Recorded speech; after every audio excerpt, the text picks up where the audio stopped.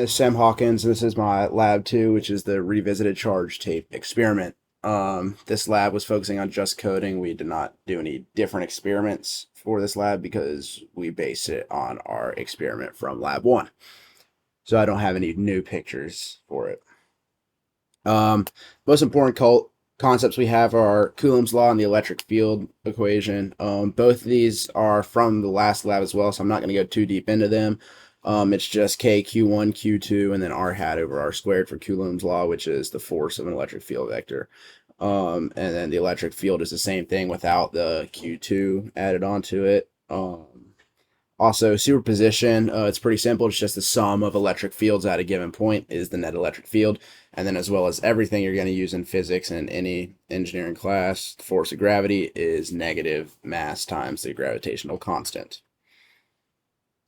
The big main ideas for this lab, it's focusing on charged particles and the interaction of these charged particles with other charged particles and with neutral matter.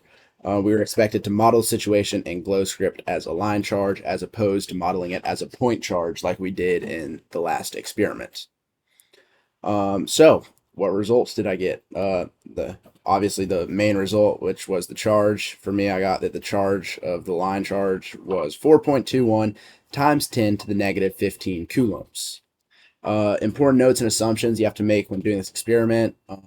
Firstly, you have to assume that the system is the U-tape and the objects it was interacting with. Air resistance and other external forces can be ignored due to their insignificant effect on the results of their experiment. You should also assume that the charge is evenly distributed throughout the U-tape and that each charge is the same for each U-tape. Here's my initial conditions. They're on the chart. They're pretty straightforward. You can pause the video to look at them if you want anything more. It's just kind of showing the dimensions of the tape we actually used. Here's all my calculations. The most important ones I believe to look at is the third one, which was the force of the electric field vector, was Q, which was 6.07 times 10 to the 9 coulombs. The number of excess electrons was 3.79 times 10 to the 10th electrons. The area of the tape. And the number of atoms on the tape is just to calculate the last part, which is the ratio calculation, which was 9.97 times 10 to the negative 8 electrons per atom. Here's my GlowScript code. It's pretty straightforward. It's probably the same as many of y'all had. You can see what the output of the code is on the right, and it looks pretty on par with exactly what you would expect. So what are the main sources of error? The sources of error are the same as the last one, and they're based on the assumptions we made. Obviously, air resistance, you can ignore it because it's not going to have a big effect, but it is going to have some effect, and it's just not worth calculating it based on how small the effect is, but it will introduce error in to your final experiment. That goes for other external forces as well. Also, the charge, while it's pretty evenly distributed throughout the tape, it's not going to be perfectly evenly distributed throughout the tape. So assuming that introduces further error into your experiment. So here's our final thoughts. These are based on the questions, obviously, that are posed in the lab instructions. The first of those questions being, what if? And our what if question was, what if you had modeled each of your tapes as a single point charge, like in the previous lab?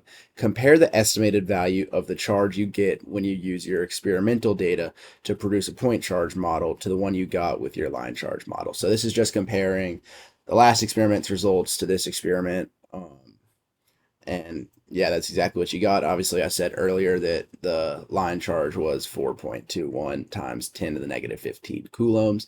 And if you watched my last lab, which is on the same YouTube channel, you could see that for the point charge last week, I got 6.07 times 10 to the 9th coulombs.